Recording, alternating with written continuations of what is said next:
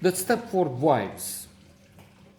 Nicole Kidman as Joanna, Matthew Broderick as Walter, and then a phenomenal cast.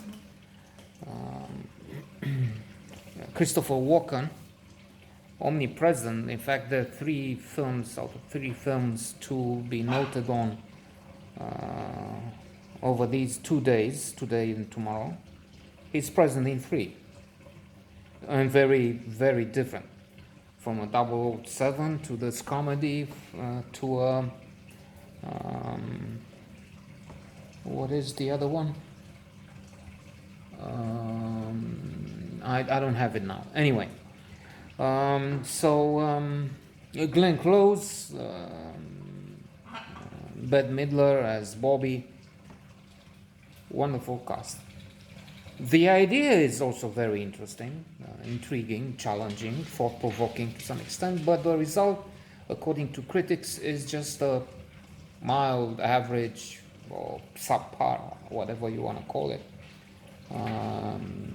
54 or so, an average Metascore, which reflects what major critics have thought in general, or on average, if you will. So to begin with, we have an irony, a criticism or parody of what's going on in television shows. In that Joanna is an important executive or producer on a show. Something which may remind people of Jerry Springer and many formats that are present around here and around the world, alas,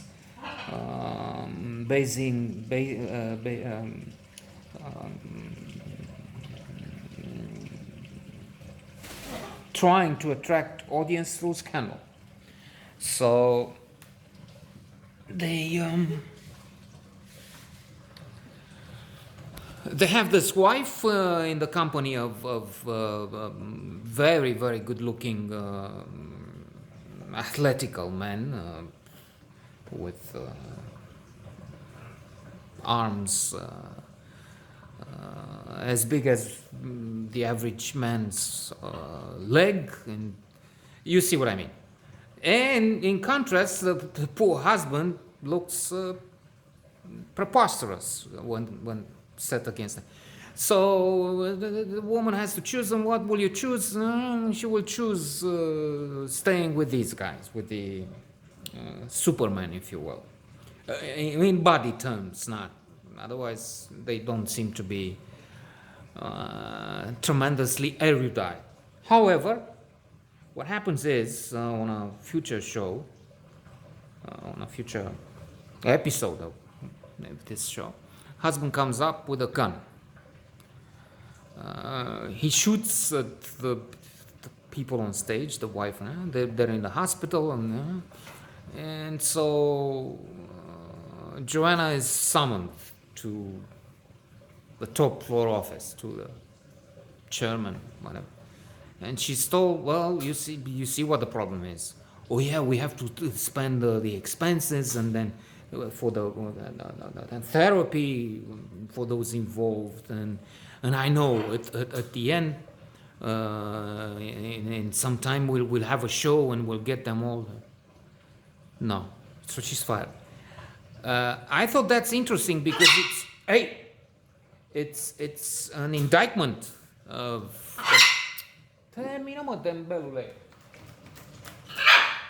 Speaking of shooting, we have shooting here too, in our special show.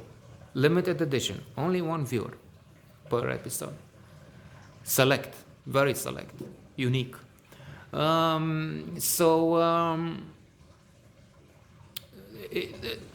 This is a problem.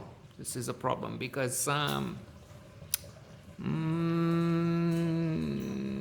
and the challenge, and it may make the movie more interesting. I don't think it's overwhelming. No, I sort of agree with the important critics. In that it's not so notable, but it has some interesting, like this point.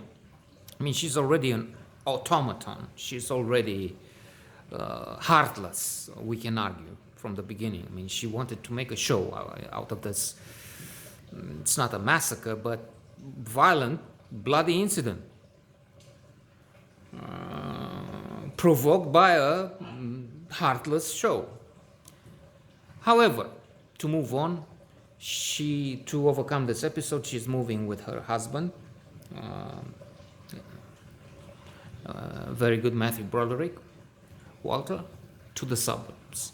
And she's shocked, we are also the audience, to see that the women there belong to a different age. They cook, they even the exercise they do, led by the Glenn Close character, former scientist,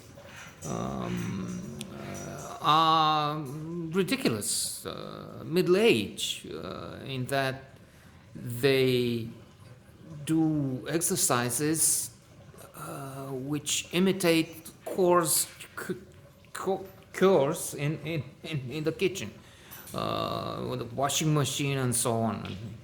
And they don't use